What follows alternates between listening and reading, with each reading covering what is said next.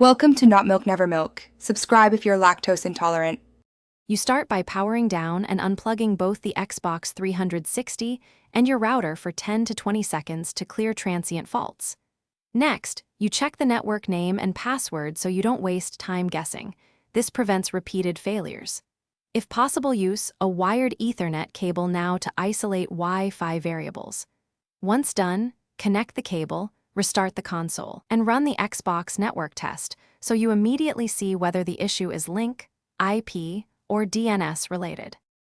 You now focus on addressing IP and DNS problems because these are the most common blockers.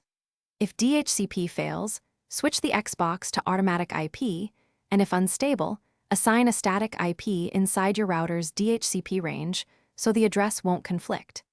Then change DNS servers to a known resolver like 8.8.8.8 and 8.8.4.4 to rule out provider DNS outages. After each change, reboot router and console, then run the network test and note error codes.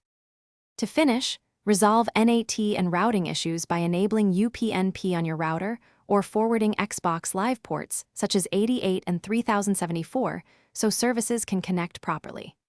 If you're on Wi-Fi, make sure you reduce interference, choose the clearest channel, and prefer 5 GHz when range permits for stability. If problems persist, test the Xbox on a different network or a mobile hotspot to isolate whether the console, router, or ISP is at fault. That single test usually tells you where to focus next. Thanks for watching. If this was helpful, leave a like and consider subscribing. See you next time.